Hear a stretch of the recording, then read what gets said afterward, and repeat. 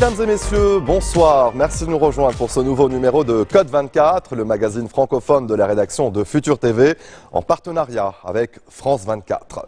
2 ans après la proclamation de la République populaire de Donetsk par des séparatistes pro-russes, les combats se poursuivent entre armées ukrainiennes et forces indépendantistes. Mais qui équipe l'armée de cette République autoproclamée et surtout qui finance sa reconstruction? Nos reporters ont pu pénétrer le secret le mieux gardé de Donetsk, le chemin des armes et de l'argent. Au lever du jour sur la ligne de front, nous suivons des soldats de la DNR, la République populaire autoproclamée de Donetsk.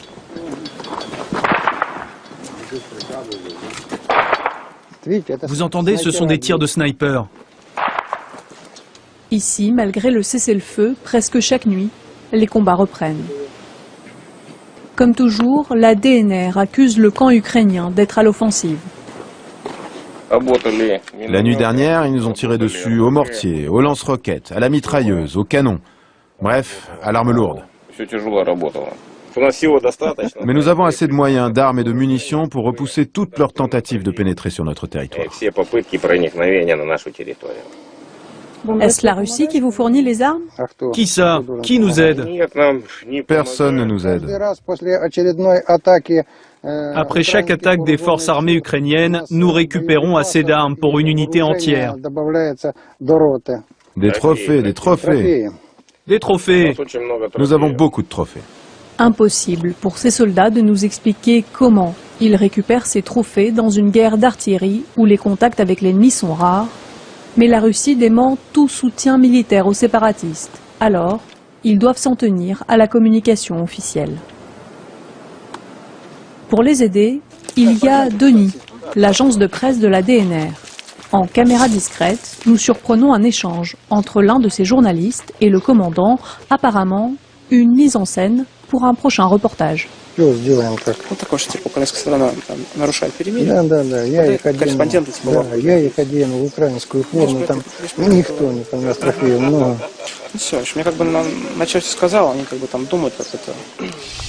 D'un côté, un discours bien rodé. De l'autre, ces camions militaires qui sillonnent la région de Donetsk, des Ourals, aux plaques d'immatriculation de l'armée russe.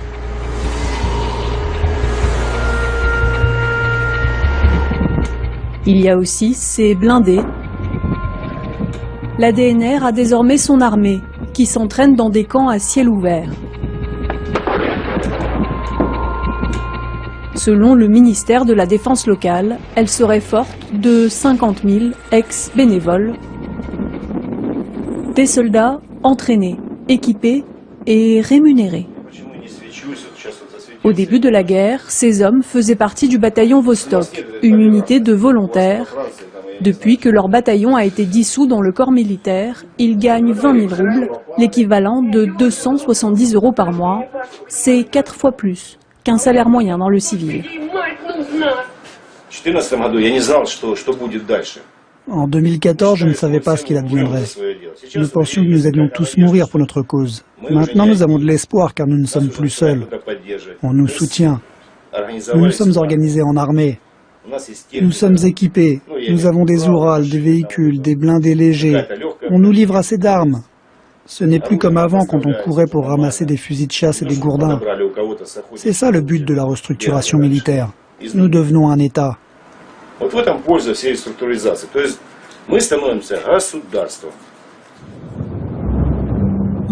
Selon plusieurs sources, cette restructuration militaire aurait débuté dès l'hiver 2014. Mais en DNR, personne n'évoque ouvertement le rôle joué par la Russie. Sous couvert d'anonymat, dans un témoignage rare, ce combattant accepte de raconter. Стало понятно, что так как есть, это невозможно. Не могут воевать эффективно там порядка 20 разных подразделений. Это же народный бунт, это народ. Народ не армия. Армию надо строить, армию надо дисциплинировать, надо создавать. Самое верховное командование, которое решает эти процессы, оно русское. Его, ну, столько, сколько нужно. Я знаю, там, это исчисляется там, десятками или сотнями человек, это много не надо. Они везде и нигде. Стандартная практика. Все знают, все молчат. Mais l'aide russe ne serait pas seulement militaire. Прямо по курсу метро и аэропорт. А закопали уже, все, проложили полностью водопровод. Так, что у нас, какой номер дома? Нам надо 65. Ой, простите, Александр Иванович. Здравствуйте. Здравствуйте. Ну что, заводите нас, показывайте. 2 à 3 fois par semaine, les membres de cette commission gouvernementale visitent les quartiers bombardés. Leur mission, établir des listes très précises des matériaux dont chaque propriétaire a besoin pour reconstruire sa maison. Ну давайте, замеряйте, пожалуйста. Allez-y, prenez les mesures. On note d'abord toutes les portes et les fenêtres. А потом уже начнем наружные стены, кровлю, перекрытие. Pendant une vingtaine de minutes, ces experts vont constater, mesurer, noter. Au final, pour cette maison ravagée il y a 2 ans par un obus tombé dans le jardin, ils promettent au propriétaire de lui fournir le nécessaire.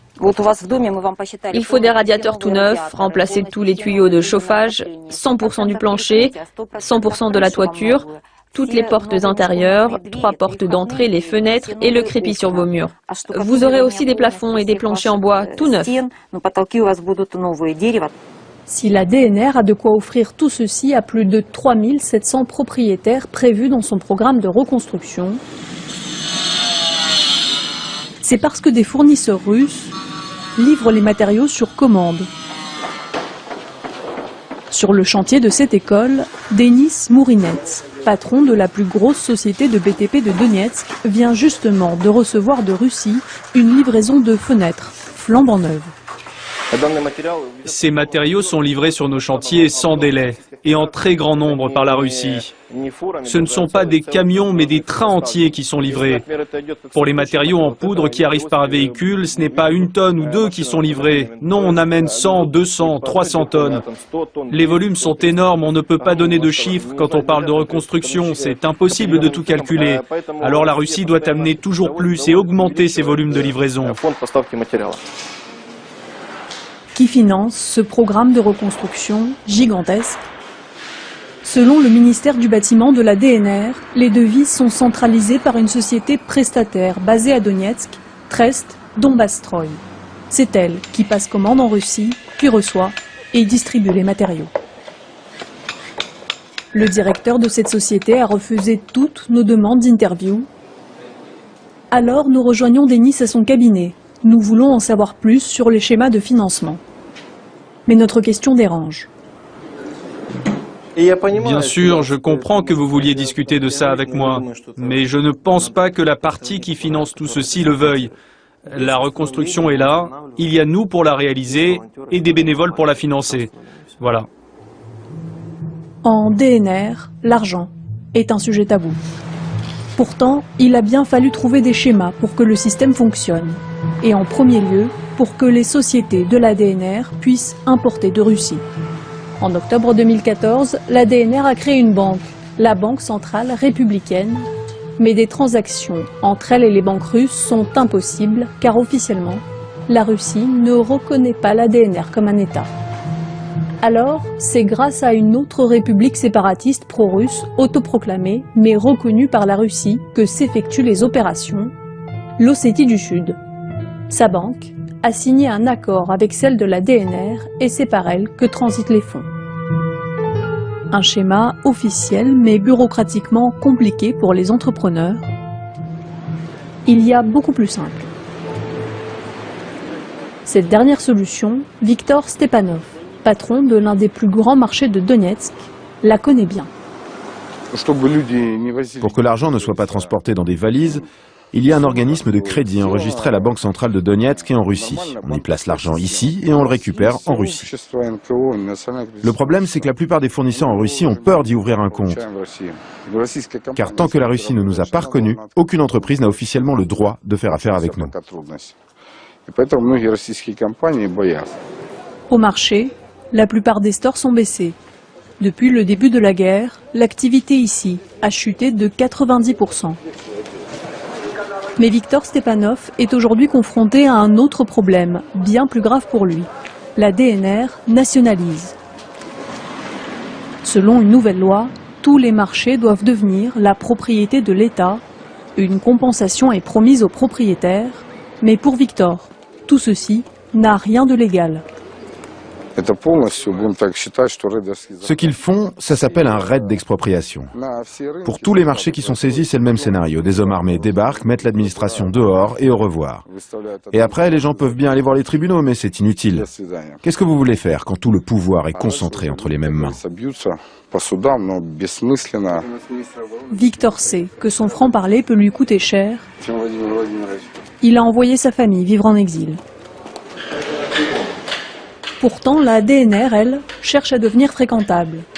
Au Conseil suprême, on nous laisse même assister à l'une des réunions de la commission qui supervise la nationalisation des marchés.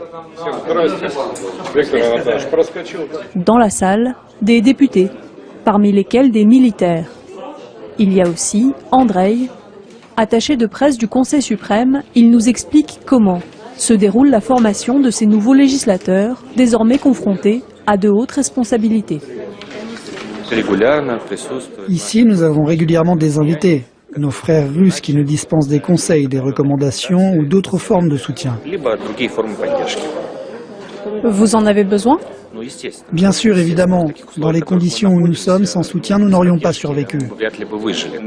En présence de notre caméra, aucune des questions sensibles, comme la grogne des propriétaires de marché, ne sera abordée. La séance est terminée, le temps pour le chef de la commission de signer quelques documents. Nous le questionnons sur les objectifs de la campagne de nationalisation. Les bienfaiteurs qui aident notre République n'ont pas des moyens illimités. Ces fonds peuvent se tarir. Nous ne pouvons tout de même pas vivre aux dépens d'autrui comme des bons à rien. C'est pourquoi nous adoptons des lois. Nous relançons les usines pour former notre propre budget et ne plus dépendre de personne. Des bienfaiteurs qui soutiendraient la DNR. Pourtant, le ministère des Finances locales nous a répondu que son budget n'était alimenté que par les impôts, les taxes et les charges. L'aide financière, politique et militaire de la Russie est ici un secret de polichinelle, mais un secret que personne ne semble prêt à lever au niveau officiel. Restez des nôtres, on se retrouve après ceci.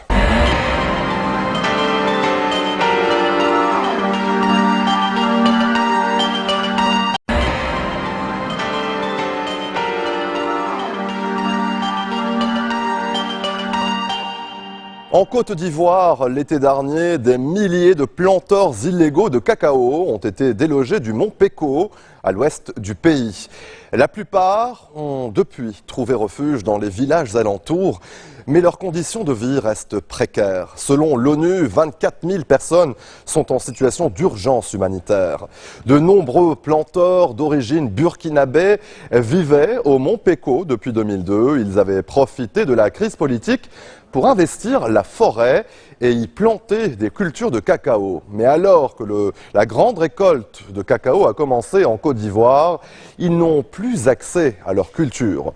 Reportage d'Arnaud Forger et Anne-Sylvestre Traîneur. Dans un dédale de végétation, lentement, le commandant Ouattara et ses hommes progressent. À l'intérieur du mont Peko, les chemins sont sinueux et les obstacles nombreux. Il faut plusieurs heures de marche pour atteindre ce qu'il reste du premier village. Voilà, donc une des maisons qui a été abandonnée, l'herbe a poussé. C'était pas un petit campement, c'était un gros campement. C'est l'un des premiers campements qui a été créé au temps de la crise. Et la plupart des invités transitaient ici d'abord. Ceci aussi se négociait souvent des parcelles à acquérir à l'intérieur du parc. Attirés par la terre fertile, quelques 50 000 planteurs burkinabés se sont installés illégalement dans ces campements du mont Peko. En 14 ans, la forêt primaire a été décimée et remplacés par des cacaoyers. Voilà, ces cabosses qui sont pourris. Ça voudrait dire qu'après un bon moment, la personne n'est pas arrivée là. Donc sûrement, ça voudrait dire que c'est des plantations qui sont en voie d'être abandonnées. Plus de 10 000 tonnes de fèves poussaient ici chaque année. Les centaines de milliers d'euros du cacao profitaient aux planteurs, mais aussi, selon des enquêtes des associations des droits de l'homme, à des autorités locales complices de ce commerce illicite. Depuis l'évacuation du Mont Peko fin juillet, c'est toute une région qui est déstabilisée et de nombreux agriculteurs exaspérés. À partir de là, les riverains n'ont pas accès à aller derrière l'eau pour leur plantation. On nous dit qu'on ne doit plus aller derrière cette eau où nous avons vécu, où nous sommes nés. Et dès que tu t'hasardes à arriver là, on te bastonne, on te dit de ne pas aller. Même si c'est jamais que tu as de la nourriture, on t'arrache. Si tu as du cacao, on t'arrache. Les villages qui entourent le Mont Peko ont dû accueillir les habitants de la forêt protégée. En quelques mois, leur population a doublé, les maisons semblent débordées. Chez Amidou, ils dorment à 14 dans une seule pièce. Ça, c'est nos grands frères. C'est mon grand frère qui est là. Celui-là, c'est mon papa. Celle-ci, c'est ma femme. Nous souffrons ici. On n'a rien à manger. Nous vivons mal. On est assis comme ça, on n'a pas de travail. Donc nous sommes devenus comme des cadavres. On vit mais on est mort. Ouais.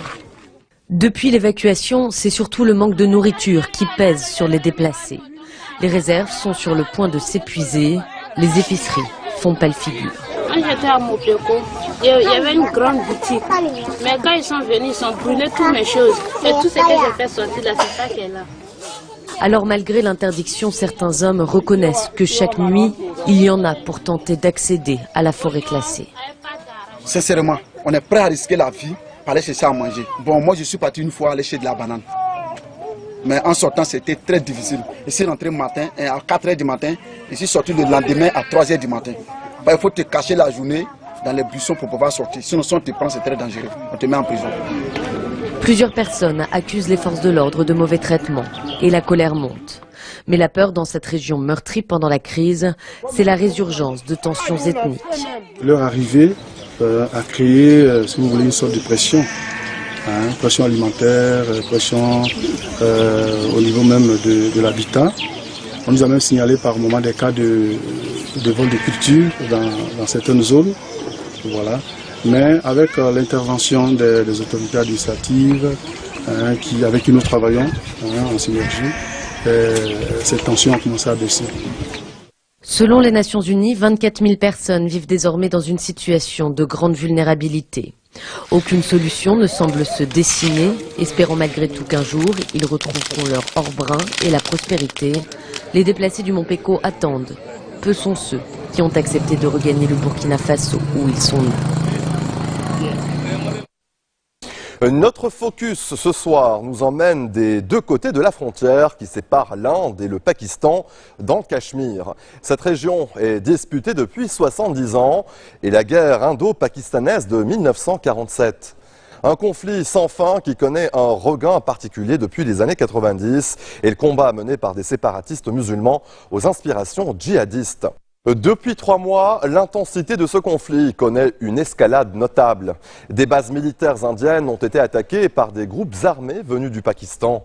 L'Inde a riposté en menant des incursions militaires ponctuelles sur le territoire pakistanais. Camille Pomelec, Suel Khan, Taha Siddiqui et Constantin Simon nous en disent plus sur cette quasi-guerre entre l'Inde et le Pakistan, deux États dotés de l'arme nucléaire. Il y a quelques mois, Tral, un village ordinaire au sud du Cachemire, a été secoué par un événement extraordinaire qui a résonné dans toute la région. Ici, même les enfants savent ce qu'il s'est passé.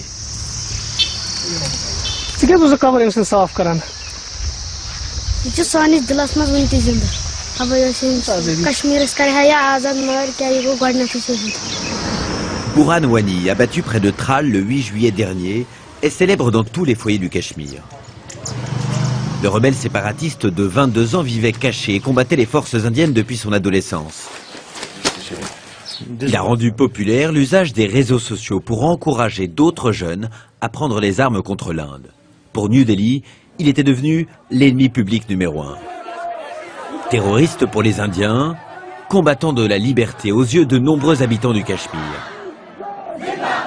Plus de 20 000 personnes ont défié le couvre-feu pour assister à ses funérailles. À Tral, son père l'a toujours défendu. Je suis fier de mon fils Burhan. Il a utilisé les réseaux sociaux pour mettre en lumière les problèmes auxquels nous sommes confrontés ici au Cachemire. Il a réussi à inspirer d'autres personnes qui se sont engagées dans la lutte armée, et ça à cause des violences que nous subissons. Après la mort de Burhan, manifestations et émeutes ont embrasé la partie du Cachemire administrée par l'Inde. Plus de 100 civils, dont beaucoup d'adolescents, ont été tués par les forces de sécurité indiennes, qui elles aussi ont essuyé de lourdes pertes. Dans la capitale du Cachemire, Srinagar, des groupes de jeunes au visage masqué défient quasiment tous les jours l'armée indienne, en particulier les vendredis de prière. Nous avons pu filmer l'un de ces combats de rue. Dans les faubourgs de Srinagar, un groupe de jeunes hommes armés de pierres se prépare à en découdre avec l'armée indienne. Des femmes, leurs mères souvent, les encouragent. Un cercle vicieux d'émeutes et de répression qui dure depuis maintenant 3 mois. L'Inde nous tire dessus. L'Inde éborgne nos enfants avec ses projectiles. Quel genre de démocratie oserait faire cela? Ce n'est pas une démocratie. Il trompe le monde entier en se faisant passer pour une démocratie. Nous voulons nous libérer de l'Inde. Nous voulons nous en séparer. C'est la liberté que nous voulons. Les tensions se sont encore intensifiées à la fin du mois de septembre, après le meurtre de 18 soldats indiens par des combattants djihadistes qui, selon l'Inde, venaient du Pakistan.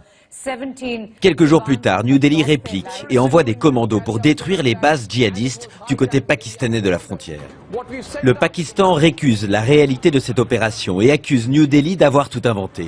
Réel ou pas, la démonstration de force indienne sème la colère au Pakistan. Le 5 octobre, le Parlement s'est réuni pour décider d'une réponse appropriée.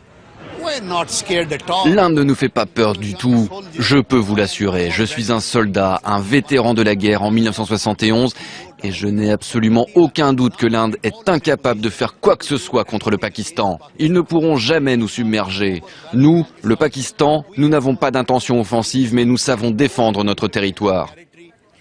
Une guerre entre ces deux puissances nucléaires serait désastreuse pour l'Asie du Sud et même pour le monde entier. Le brigadier Naïm Salik, qui a servi dans la division d'élite de l'agence responsable de l'arsenal nucléaire pakistanais, nous dépeint un sombre tableau. Les Indiens sont tout à fait conscients que s'ils s'engagent dans un cycle d'escalade belliqueuse, nous arriverons à un point où le Pakistan pourrait envisager l'utilisation d'armes nucléaires de faible intensité. Des mots qui font peur. Et pourtant, cet ancien militaire affirme aussi que l'arme atomique demeure une arme de dissuasion. Depuis l'avènement des armes nucléaires en Asie du Sud, la possibilité d'une guerre majeure entre l'Inde et le Pakistan semble exclue. Car si l'on considère le rapport entre coûts et bénéfices dans cet environnement nucléarisé, il ne peut y avoir de gagnants, que des perdants. Même le soi-disant vainqueur aurait à subir de telles pertes que les quelques gains que lui apporterait ce conflit seraient dérisoires. Voilà la principale raison pour laquelle personne doté d'un esprit normal et sensé ne pourrait considérer une guerre ouverte dans ce type d'environnement. Si ces derniers jours, les violences ont enfin baissé en intensité dans la région, le Cachemire reste au cœur du conflit qui oppose l'Inde et le Pakistan depuis leur sécession en 1947.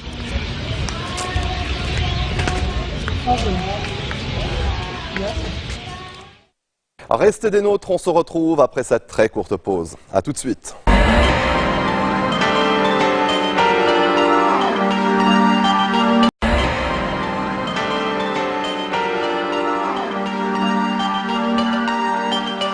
En Égypte, une affaire de blasphème a récemment défrayé la chronique. 4 jeunes Égyptiens ont rejoint la Suisse et y ont demandé l'asile politique pour motifs religieux.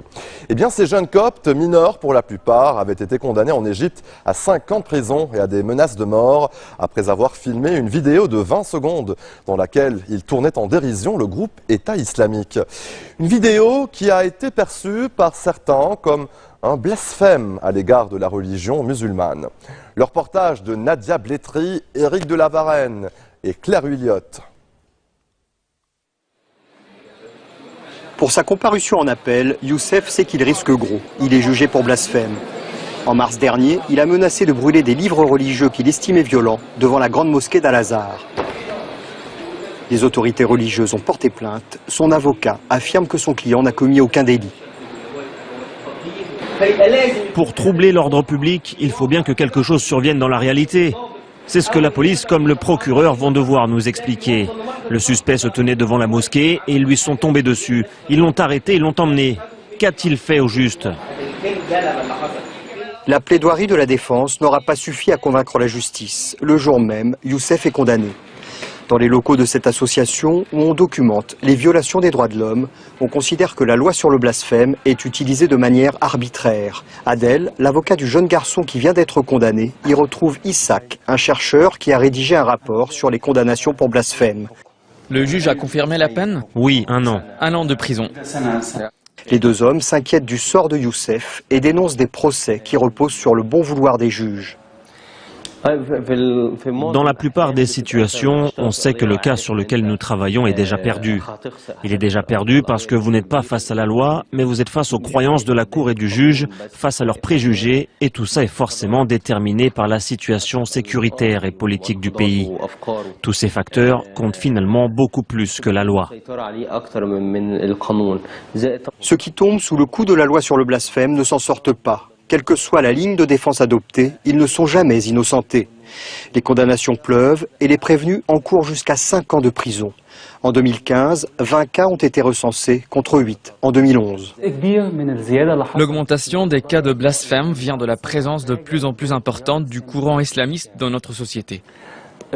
Ce courant redouble d'énergie pour montrer qu'il est là en nous disant « Vous voyez, je suis populaire car je suis le seul à défendre la religion ».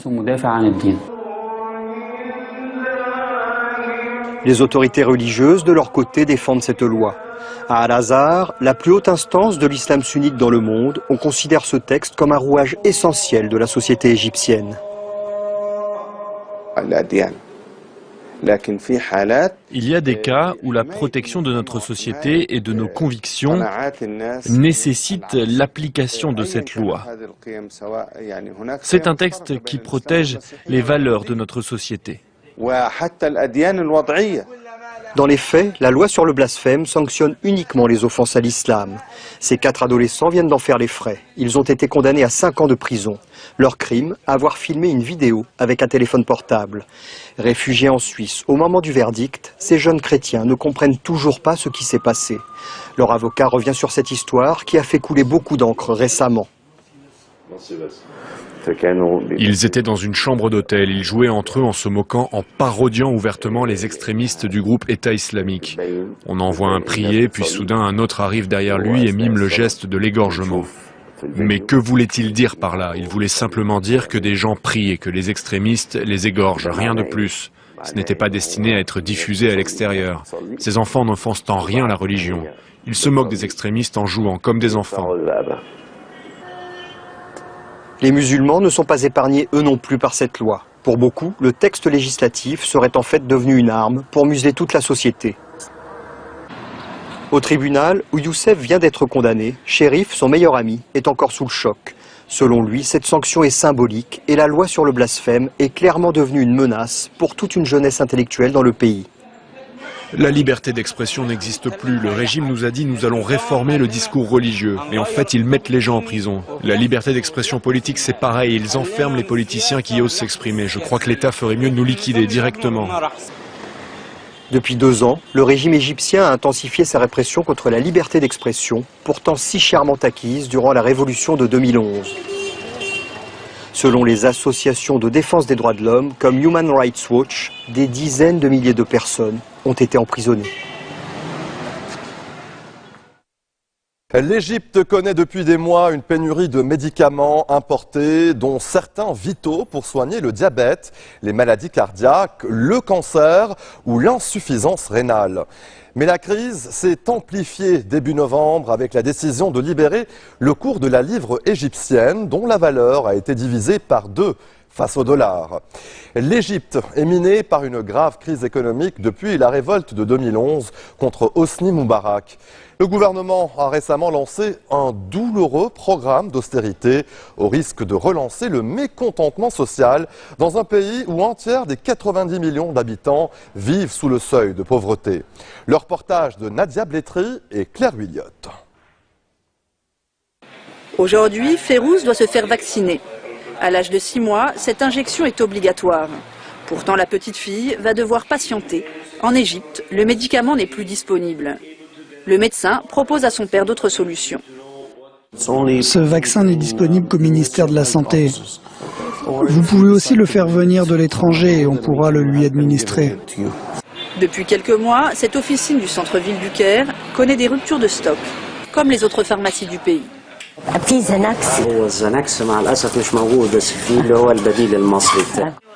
La plupart des médicaments manquants ont des équivalents, mais plusieurs dizaines d'entre eux ont complètement disparu du marché égyptien. Et ce ne sont pas les moindres, si l'on en croit la liste que dresse ce pharmacien. Les médicaments pour le cancer, les médicaments pour les reins, il y a des médicaments aussi pour une femme qui veut avoir un enfant qui ne le peut pas. Ça, c'est un problème. Les produits importés, ce sont les problèmes essentiels, surtout pour le cancer. Epico est l'une des principales entreprises pharmaceutiques égyptiennes. Ces médicaments sont fabriqués avec des matières importées, payables en dollars. Et c'est bien ce qui pose problème, car l'Égypte souffre d'une pénurie de monnaie étrangère. Dernière mesure en date du gouvernement pour soutenir l'industrie pharmaceutique, allouer en priorité les devises étrangères aux biens de première nécessité. Le ministère de la Santé va examiner les priorités non pas selon l'intérêt des entreprises, mais selon l'intérêt et les besoins urgents de la population. Donc les produits anti-cancer sont la priorité absolue, les produits qui sauvent des vies aussi, les vaccins sont des priorités. Et bien évidemment, les cosmétiques sont tout en bas de la liste. La récente dévaluation de la monnaie, censée relancer l'économie égyptienne, risque dans l'immédiat d'augmenter les coûts de production et de générer de nouvelles pénuries de médicaments. La mise au régime de présentatrice en Égypte soulève le problème de l'obésité dans le pays. 75% des femmes et 61% des hommes y sont en surpoids, selon une étude du ministère égyptien de la Santé. Et les Égyptiennes figurent en tête des obèses en Afrique et dans le monde arabe, d'après une organisation sud-africaine. La principale raison à cela, une alimentation du pauvre à base de féculents et de sucre. Le reportage de Nadia Blétry, Éric Delavarenne et Sophie Anmut. Pendant 25 ans, elle a été l'une des voix de la télévision égyptienne. Mi-août, Radija, comme 7 autres personnalités du petit écran, a été mise à pied pour cause de surpoids. On m'a dit que j'avais 1 mois pour maigrir et qu'ils verraient après si mon nouveau poids leur convient. Mais ce à quoi je ressemble, c'est tout à fait acceptable par rapport à mon âge. Il n'y a rien d'extravagant à ça. Selon l'OMS, l'Organisation mondiale de la santé, 62% de la population égyptienne est en surpoids, dont la moitié d'obèses. Ce phénomène touche, il est vrai, la plupart des pays, mais l'Égypte figure parmi les toutes premières nations. Depuis quelques mois, les médecins tirent la sonnette d'alarme. Pour eux, la cause principale de l'obésité, c'est la junk food, la malbouffe. Beaucoup de mes patients ont un rapport émotionnel compliqué avec la nourriture. Ils mangent parce qu'ils sont stressés au travail, ils ont des relations compliquées, des problèmes familiaux. Et tous ces facteurs sont en augmentation.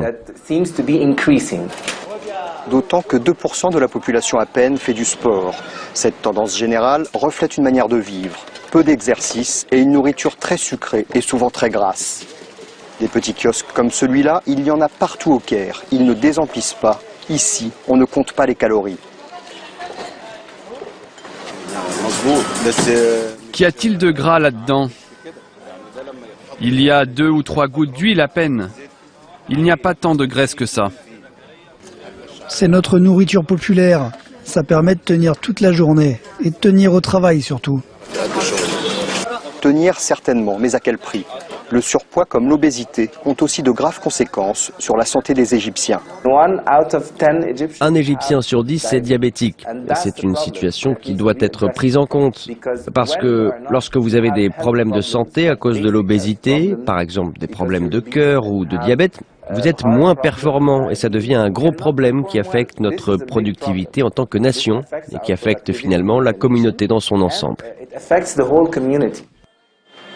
Avec un adulte sur 3 en surpoids dans le monde, l'OMS parle d'épidémie.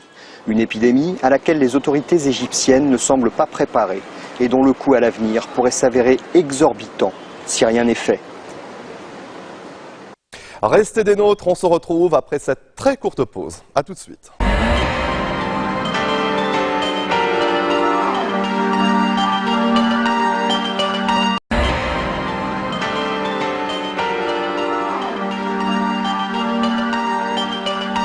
Ces derniers mois, en France, plusieurs abattoirs ont été pointés du doigt pour maltraitance animale. Mais un abattoir en Saône-et-Loire peut prouver qu'on peut allier rentabilité et respect des animaux. La région Terre de Vaches Carolaises va également accueillir à titre expérimental le premier abattoir mobile de France. Le reportage de Karim Yaoui, Alexandre Renard. Le soleil s'est levé sur la Bourgogne. Herbe verte et quiétude, c'est l'environnement de ces charolaises paisibles. Des images bien loin de celles rendues publiques régulièrement par l'association L214 qui dénonce le traitement inhumain, parfois réservé aux animaux dans les abattoirs, au point que les autorités envisagent la mise en place de la vidéo dans les établissements. À l'abattoir d'Autun, c'est lundi, jour de tuerie, comme on dit ici. Pas besoin de caméras de surveillance, on joue la carte de la transparence. On n'est pas là pour faire souffrir les bêtes. Si le climat est serein et si le bouvier est sympa, voilà, ils avancent tout seuls et là il est au bord du piège et ça va quoi. Une fois que l'animal est dans le piège, on essaye d'aller le plus vite possible pour qu'il se rende compte de rien, parce que là il est que dans un couloir, mais comme il pourrait être dans un couloir chez lui dans les stabulations, quelque part c'est un peu la même chose. Hein. Donc le but c'est qu'après, au moment où ils arrivent dans le piège, ça aille très très vite. Hein. Le bouvier, c'est celui qui accompagne l'animal dans les derniers moments et qui s'occupe de la mise à mort.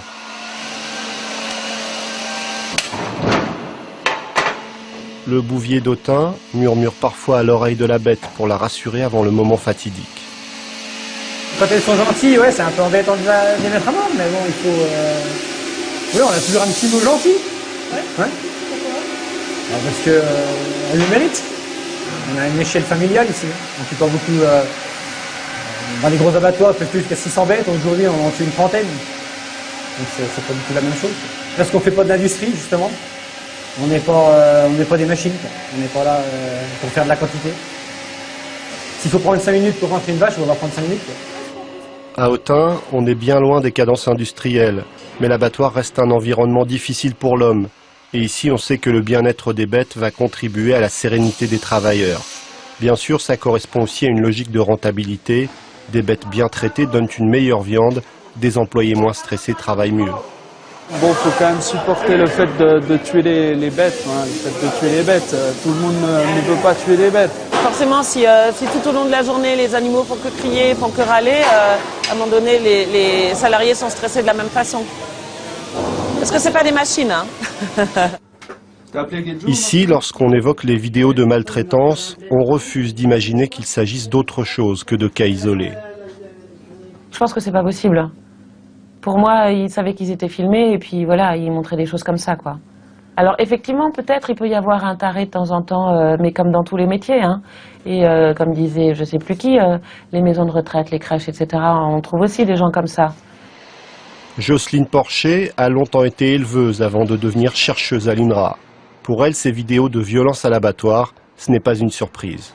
Elles remettent l'accent sur la violence en abattoir, mais en même temps, c'est pas une découverte. Enfin, moi, je travaille sur ces questions depuis 30 ans. Ça fait 30 ans que j'écris contre les systèmes industriels, contre les abattoirs, et cela en pure perte. Donc là, il y a voilà, une fenêtre de médiatisation sur ces violences en abattoir qui, à mon avis, faut interroger. Pour la chercheuse, ces dérives sont symptomatiques d'un problème plus large. Depuis des décennies, l'industrialisation de l'abattage a modifié le rapport homme-animal. Il n'est plus qu'un produit dans une logique où l'on doit consommer toujours plus. Vous pouvez dès maintenant, mesdames, acheter une blanquette ou un pot-au-feu aussi aisément qu'un chapeau ou une paire de bas. Il faut se replacer dans un fil historique où depuis, avant, mais disons les années 50, on est poussé à consommer en fait. C'est pas les consommateurs qui demandent à consommer des petits saucissons comme ça pour le 4 heures des enfants. Non, c'est toute, en fait, toute cette industrie, toute cette artillerie industrielle des productions animales, elle produit des choses, il faut qu'on les mange. Donc il y a tout l'attirail de la publicité, de la santé. La viande hachée, de la vraie viande rouge pour garder la ligne. Ah oui, des années et des années de publicité, parfois de propagande, ont amené la France à être un des gros consommateurs de viande de la planète. Au contraire, génial la viande hachée. Certains éleveurs tentent de sortir d'une logique industrielle.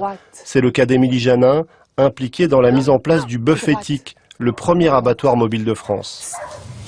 On pense que ça va être nettement mieux au niveau de la maltraitance, ne serait-ce que parce que l'abattoir n'est plus un endroit neutre où les éleveurs vont, mais parce que l'abattoir est directement chez l'éleveur à chaque fois. Que l'éleveur il est là jusqu'au dernier moment, à côté de son animal, que c'est fait en toute transparence, et donc du coup, de par cette configuration, il ne pourra pas y avoir de maltraitance. Surproduction, surconsommation sont régulièrement pointés du doigt, mais le consommateur a aussi son rôle à jouer en modérant ses comportements alimentaires. Moi, je ne pense pas qu'il faille maintenir un haut niveau de consommation de viande. Je pense que, quelque part, les véganes et les végétariens sont nos meilleurs alliés parce que moins on mangera de viande, de meilleure qualité la viande sera. Et donc, voilà, partant de ce principe-là, arrêtons d'en faire beaucoup, faisons tous moins, mais mieux, et faisons-le de début jusqu'à la fin correctement, quoi. Je pense que ça serait mieux pour tout le monde.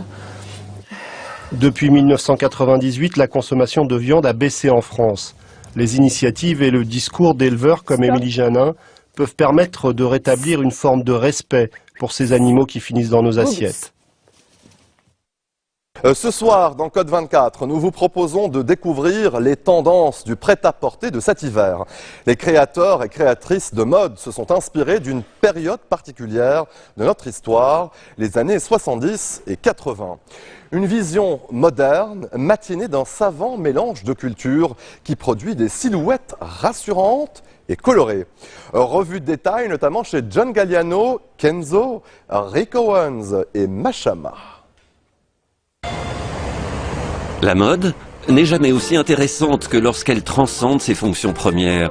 Se protéger du chaud, du froid, des agressions extérieures. Pour cet hiver, les créateurs et créatrices de mode ont mis l'accent sur une période particulière de notre histoire. Les années 70-80.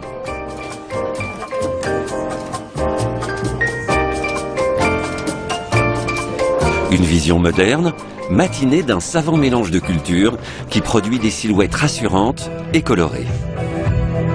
Chez Véronique Leroy, par exemple, il s'agit avant tout d'allure. Elle est donnée par la chaussure, par les poids d'attache, d'accroche, ou la ceinture qui serre l'épaule. L'allure de cette saison, c'est ça, c'est la taille des épaules et la cheville, le pied. Les manteaux sont maxi, faits de superposition de couches de résilles et de mailles. Les épaules prennent de l'ampleur, sans toutefois donner l'impression qu'elles renferment des gants de boxe, comme à la fin des années 70. Mais l'important se cache dans les détails. Il y a souvent la ceinture avec le portefeuille tenu à une chaîne, accroché au pantalon, qu'on ne le perde surtout pas ou qu'on ne se fasse pas voler. Et ce sont des camionneuses. Des camionneuses, c'est-à-dire? Elles partent sur la route, elles sont libres. Donner la liberté, c'est le rêve de tout créateur. La jeune Hollandaise Esther Louise Dorrout-Mies s'inspire des oiseaux qui volent librement dans le ciel, mais peuvent se rassembler en nuées qui forment de gigantesques nuages. Un phénomène appelé murmuration. C'est d'ailleurs une parfaite définition de la mode, suivre le mouvement, mais à sa façon.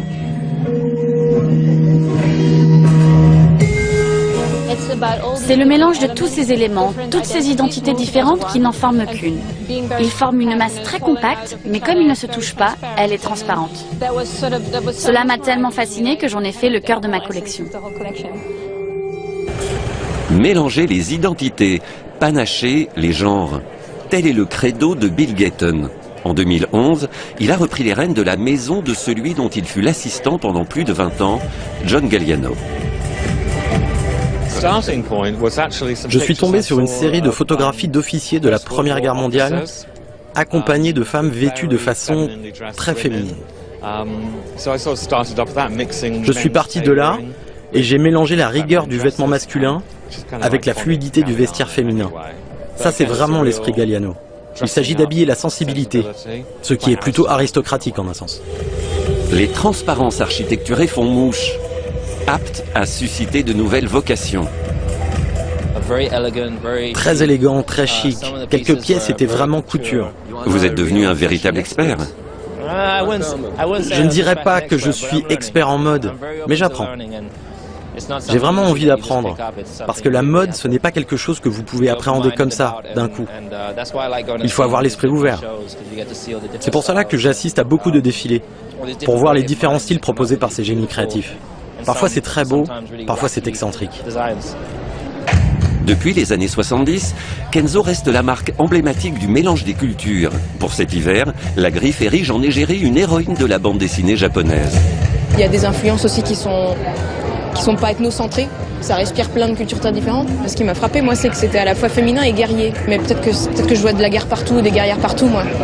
C'est mon côté femme forte, je sais pas, non? Techniquement, les modèles sont une fusion entre l'uniforme de Sailor Moon et ceux des marins de la Royal Navy. On avait l'idée d'une célébration de la culture occidentale par la culture orientale. L'idée que l'esprit occidental pouvait accoucher de choses drôles, que ce soit des duffel coats ou des vestes de marin. L'idée était de reprendre ces codes et les rendre amusants. La créatrice chinoise Mashama a appris les techniques de travail de la céramique au Japon et l'architecture du vêtement à Londres chez Alexander McQueen. Pour sa collection, elle a mélangé les deux apprentissages. Elle crée une chose, la casse, puis recolle les morceaux. Au final, c'est beaucoup plus beau qu'avant. L'idée était d'exploiter les matériaux les plus chers au monde pour en faire quelque chose de disloqué. Mon idée globale était d'exprimer quelque chose d'imparfait de façon parfaite. Pour le Californien Rick Owens, la mode est une affaire de couple. S'il est aujourd'hui une star, c'est en grande partie grâce à son épouse franco-algérienne, Michel Lamy. Elle est sa muse. Je pense que justement, cette histoire de muse marche là.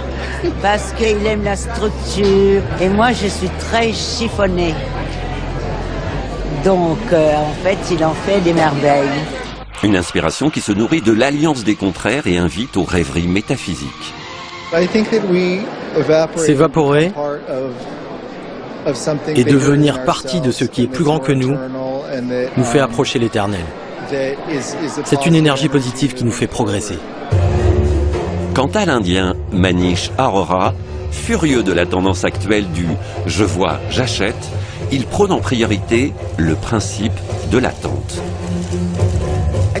Il faut créer le désir de l'attente. Il faut avoir envie de quelque chose et l'attendre jusqu'à ce que ce soit en boutique. Vous pourrez alors la voir. Vous l'apprécierez encore plus. La mode est avant tout une affaire de désir. Avec toutes ces nouvelles choses disponibles sur le marché, il ne reste plus qu'à choisir.